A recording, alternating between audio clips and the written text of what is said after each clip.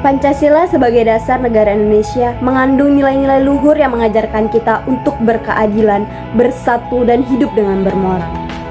Namun, di tengah semangat itu, satu masalah besar terus menghambat kemajuan bangsa, yaitu korupsi. Meskipun Pancasila mengajarkan nilai-nilai luhur, korupsi tetap menjadi masalah besar yang merusak berbagai aspek kehidupan di Indonesia. Salah satu penyebab utama korupsi adalah lemahnya penegakan hukum. Banyak kasus besar yang tidak ditindaklanjuti atau dihentikan di tengah jalan. Korupsi menjadi sangat sulit diberantas jika hukum tidak diterapkan secara tegas dan adil. Kasus korupsi yang melibatkan pejabat tinggi yang tidak dihukum berat atau tidak dihukum sama sekali. Tanpa penegakan hukum yang kuat dan konsisten, kepercayaan publik terhadap pemerintah semakin menurun.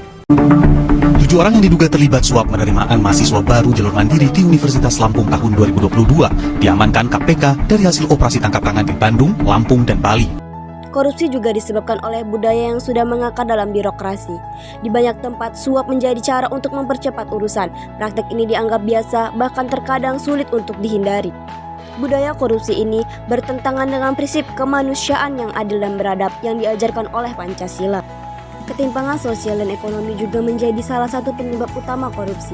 Banyak pejabat dan aparat negara yang merasa bahwa mereka tidak dibayar dengan cukup sehingga mereka tergoda untuk mengkorupsi uang negara. Ketika kesenjangan antara kaya dan miskin semakin lebar, banyak orang yang merasa bahwa korupsi adalah cara untuk bertahan hidup.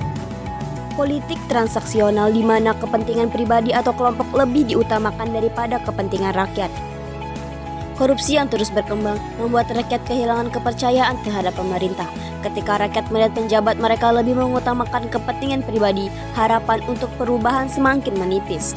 Miris di Bengkulu Tengah masih ada ruang belajar tak layak pakai. Korupsi menghambat pembangunan di berbagai sektor. Uang negara yang seharusnya digunakan untuk membangun infrastruktur, meningkatkan pendidikan, dan memperbaiki fasilitas kesehatan justru disalahgunakan. Ketika sumber daya negara digunakan untuk kepentingan pribadi, rakyatlah yang menjadi korban. Kurangnya pendidikan Pancasila yang mendalam. Pendidikan tentang Pancasila seringkali hanya diajarkan di sekolah sebagai teori, namun penerapannya dalam kehidupan sehari-hari masih sangat terbatas. Tanpa pemahaman yang mendalam, sulit untuk mengubah budaya korupsi. Pancasila harus lebih dari sekedar teori di kelas, tapi harus diterapkan dalam setiap tindakan dan keputusan. Penegakan hukum yang tegas dan tanpa pandang bulu adalah kunci dalam pemberantasan korupsi. Proses hukum seharusnya cepat, adil, dan transparan. Lembaga-lembaga anti korupsi seperti KPK harus diberdayakan untuk menuntaskan kasus-kasus besar. Masyarakat juga harus diberdayakan untuk turut serta dalam pengawasan terhadap kebijakan publik. Melibatkan warga dalam proses pengawasan anggaran dan pengambilan keputusan akan memperkecil ruang gerak bagi koruptor. Dengan partisipasi aktif masyarakat, kita bisa lebih mudah mendeteksi dan mencegah tindakan korupsi di level lokal maupun nasional. Pancasila adalah pondasi negara kita. Jika kita mampu menjunjung tinggi nilai Pancasila dalam kehidupan kita, terutama dalam menanggulangi korupsi, maka masa depan Indonesia yang lebih adil dan sejahtera bukan hanya mimpi.